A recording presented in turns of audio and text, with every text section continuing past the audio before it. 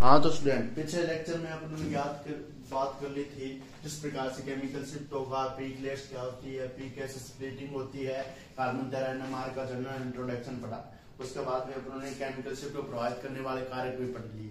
इस प्रकार से पढ़ा कि अपनों को याद हो गया और सिग्नल आ गए अलग अलग। ठीक है, अब इसके बाद में अपन बात करेंगे केमिकल शिफ्ट को। कैलकुलेशन ऑफ केमिकल शिफ्ट कैसे करते हैं, एल्कीन की करवा दूंगा। ठीक है, एल्कीन क्या आएगी अपने को 5 नंबर क्वेश्चन आता तो एल्कीन की एक दिखा के आएंगे। तो एल्कीन की कैलकुलेशन करने के लिए किस प्रकार से केमिकल शिफ्ट होती है देखिए इसमें। कैलकुलेशन ऑफ केमिकल शिफ्ट, इसमें देखिए Fg के कारण चेंज हो जाता है। सबसे पहले बात लिखिए, जो केमिकल शिफ्ट की वैल्यू होती है वो शील्डिंग डीशील्डिंग पर निर्भर करती है। डीशील्डिंग का इसमें लिखिए, अगर कोई फंक्शनल ग्रुप है इसमें लिखिए, अगर केमिकल शिफ्ट की वैल्यू होती है वह स्पेसिफिक फंक्शनल ग्रुप के लिए स्पेसिफिक रूप से अलग होती है। इसी प्रकार से अगर कोई फंक्शनल ग्रुप जुड़ा हुआ है तो केमिकल शिफ्ट की वैल्यू चेंज हो जाती है। अगर हम एल्कीन में केमिकल शिफ्ट देखें तो इसका अब्जॉर्प्शन 60 ppm पर होता है। 60 ppm पर होता है। बात यही कहना चाहता है, जो केमिकल शिफ्ट 7 से ऊपर नहीं जाएगा, अब्जॉर्प्शन ही 60 ppm पर होगा। ठीक है, अब इसके बाद में कैलकुलेशन ऑफ केमिकल शिफ्ट, इसके बाद में नहीं डाल लीजिए, calculation of chemical shift in alkenes में, calculation of chemical shift and alkenes. अब यहाँ पर देखिए एल्केन्स है, अब इसमें लिखिए डेल आई बराबर है।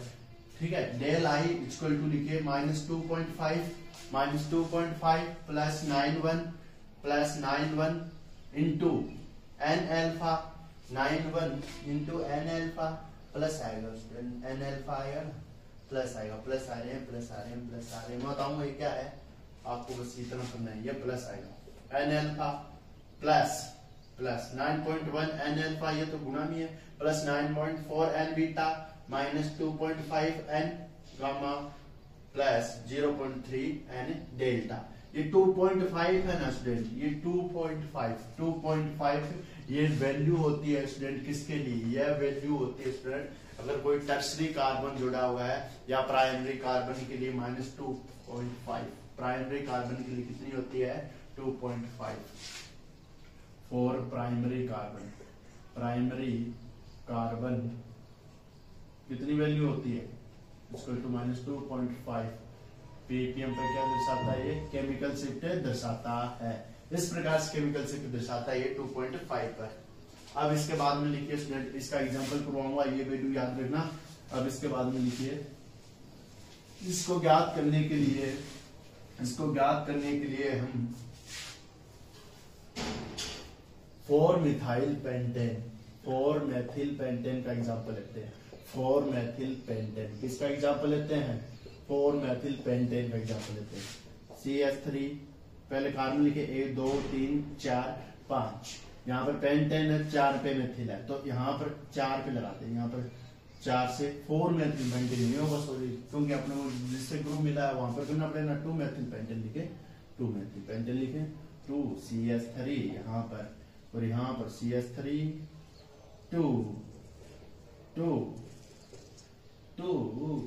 यहाँ पर देख कार्बन वैलेंस 3 हो गई सर, 1 लिखो ना, यहाँ पर 1, यहाँ पर CH3। इस प्रकार से लंबी श्रृंखला है, चेन और रूल पढ़ा होगा। अब इसमें वैल्यू में 1 2 की वैल्यू निकाल दूं आपके सामने।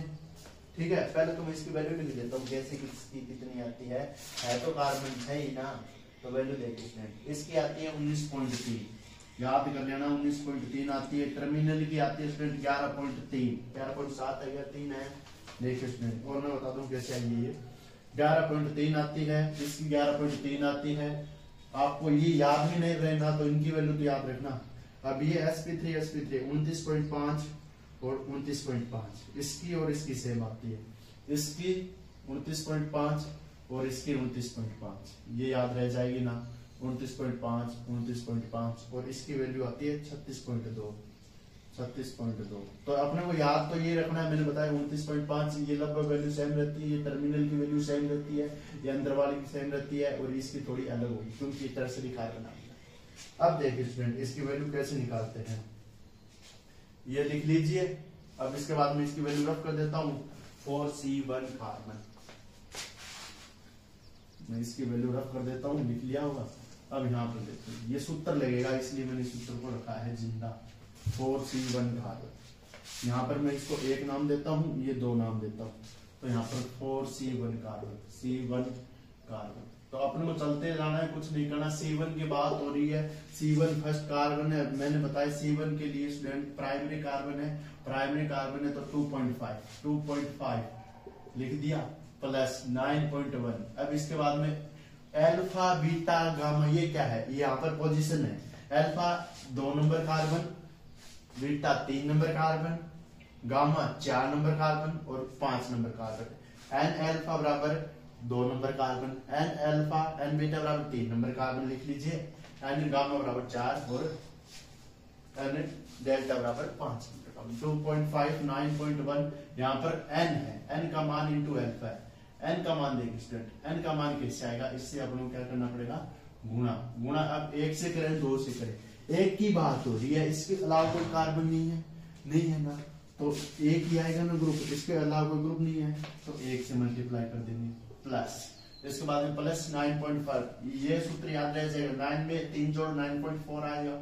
अब इसके बाद में इसकी बात कर ली, 2 पे आए, 2 के पास भी कोई कार्बन नहीं है जो अलग हो, ठीक है, ये 3 और 4, ये 2 है, तो यहाँ पर क्या आ जाएगा 9.4 and beta 9.4 into 1 plus minus 2.5 है ना, अब यहाँ पर 2.5, अब यहाँ पर 2.5। अब देखिए स्टूडेंट एन गामा पे 2 कार्बन लगे हुए हैं, इस पे आए तो इस कार्बन से स्टूडेंट अपने को देखिए कितने जुड़े हुए हैं, एक ये रहा 2 कार्बन जुड़े हुए हैं ना, तो इससे 2 से मल्टीप्लाई करेंगे, 2 से माइनस, अब यहाँ पर 0 प्लस 0.3। अब इसकी बात करें, अब इसकी बात करें, अब इसकी बात करें, इसकी बात करें, इसकी बात करें तो यहाँ पर देखिए इसकी वैल्यू 2 है ना, 2 डिग्री 3 डिग्री आ रहा है ना, ये तो यहाँ पर आ जाएगा 2, तो इसकी जो वैल्यू आएगी ना वो 11.7 आएगी। इस प्रकार से, क्योंकि ये कार्बन और ये कार्बन सेम है, इसलिए अपन यहीं तक ही गए, ये और ये सेम, तो इसकी वैल्यू निकालेंगे, ये और ये सेम है, टोटल कार्बन बता देते हैं, 1 1 रहेगा, ये 2 2, ये अलग अलग रहेंगे, ये अलग रहेगा, ठीक है। इस प्रकार से 11.7 आएगी केमिकल वैल्यू, इस प्रकार से निकाल रहा है, ठीक है। इस प्रकार से मैंने जो वैल्यू निकाल दी वो आएगी। ओके गाइस, ये होगा chemical shift value, calculation of chemical shift.